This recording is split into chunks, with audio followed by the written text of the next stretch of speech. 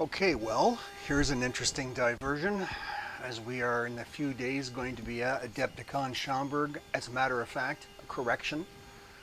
We're going to be at the Hyatt Regency, and there is a shuttle bus leaving from the Schaumburg Convention Center.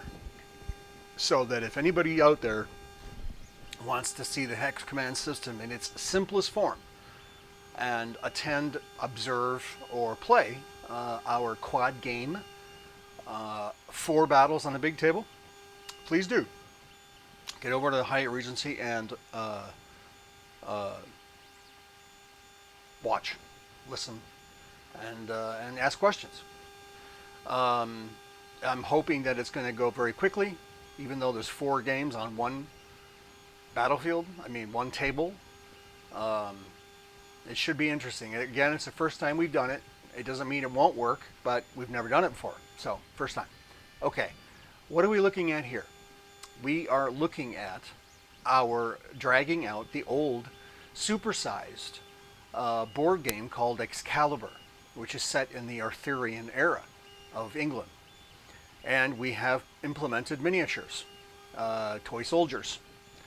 And because of the advent of 3D printing, we are now printing movement trays. And each of the figures is mounted to clear acrylic discs, and these are put on the movement tray just for simplicity, but also for organization too. Not just for simplicity of moving, because you could have. You can see that we've got 3 figures or 3 discs that can be put on the movement tray. But the fact of the matter is, the game can also be played with 1 figure moving around the game table, just or 2 figures if you want to put them next to each other on a milepost. So, in summary, overall, the way the game is played is that you move only on the roads, and you move and fight only on the roads. All the rest of the pretty terrain, fantastic as it is simply decoration. But you move on the mileposts, and each one of the mileposts, you may not be able to see it on camera, but they're in a green. Well, at least they are in our supersized version, printed on cloth. A green square, which we have since realized that should probably just be black, so they show up really sharply. Also, in looking at some of the artwork on our computer drawing program, it looks as if some of the squares were omitted when we created the fabric printing based on the board game itself, the artwork of the board game. So we have to note that and find where those little. We've since corrected the artwork, but this is the first version of the big cloth that we printed. I think it's actually 4 by 4 feet. Is missing. Some 1 or 2 of the mileposts are missing, and I believe there was an error in the coloring of the name of 2 or 3. No, just about 2, I think, of the manor names. So it's just like Monopoly.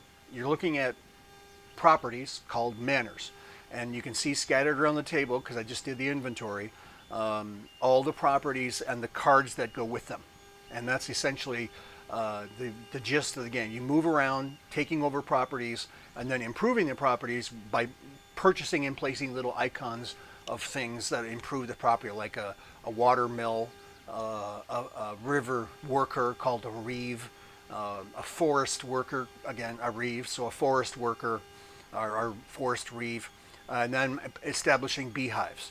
And we have, again, because of 3D printing, augmented some of this with a ship that can move around the water. How that works, we don't know yet, but it certainly is a cute looking little icon. And then we have a mine that's up here. So an entry, well, it's actually an icon that shows a mining cart going in and out of the hole in the ground. So that's kind of cool as well, but that represents a mine. And what does the mine do? Well, just like any other thing in the game, it increases your income for that manor. So you total up all the assets you've got for a manor, and that gives you at the winter phase, it tells you how much you can spend. And well, also in the winter phase, you have to spend or pay for the troops you've got on the game in the game. If you can't pay for them, they get dismissed. And in some cases, if you've got knights and you can't pay for the knight, that knight could have a loyalty check. and switch over to the other side, or just become unaffiliated, and that you'll lose him, and you'll have to pay for him again or something. Anyway, so that's the idea, and we'll come back. We'll give you some more rundown of how the game is played, but it's really wonderful. And of course, we based our space campaign on this Excalibur map. We just turned it into a star system map. And another great thing before I go was the advent of the 3D printing allows us to print really cool icons, game pieces. And one of them is the Abbey and the Besley, Carse Abbey and Besley Priory. We actually have miniature manor type castles that represent those two locations on the game table. Just fantastic. Spared no expense. So also you might notice, maybe not on the camera, but we're using Monopoly houses. And this is an idea that we had just this morning.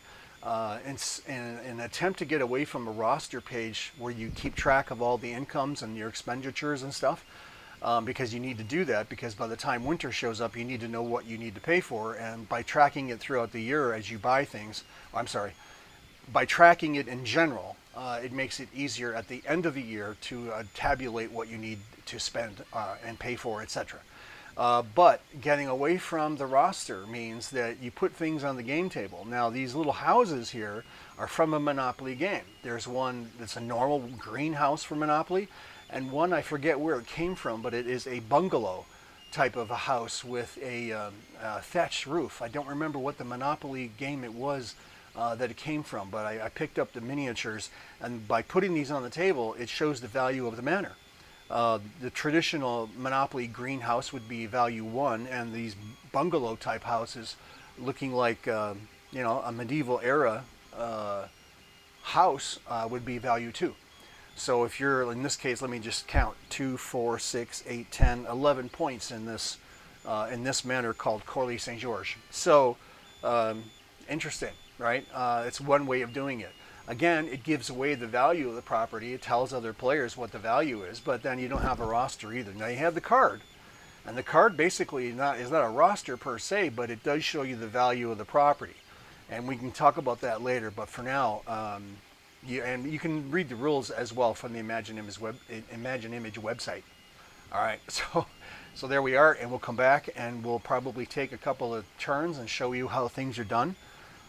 We are packing up the stuff for Adepticon, and it's ready to be put into the vehicle. So there's no dragging that stuff out again, and I hope I've got it all right. I think I do. So I'm bringing it all, and it's not that much actually, because having set up for the 4 games on one large table, it kind of meant that things had to be, compromised. Not too many troops, and simplicity, and so on and so forth, to make the games manageable. Obviously, you're going to go from a World War II game to an Ancients game to a Gunpowder game to a Hex Command Nova Battletech game. That's quite a bit of, you think you have to learn different rules. Well, that's not the case. The rules are all almost essentially the same.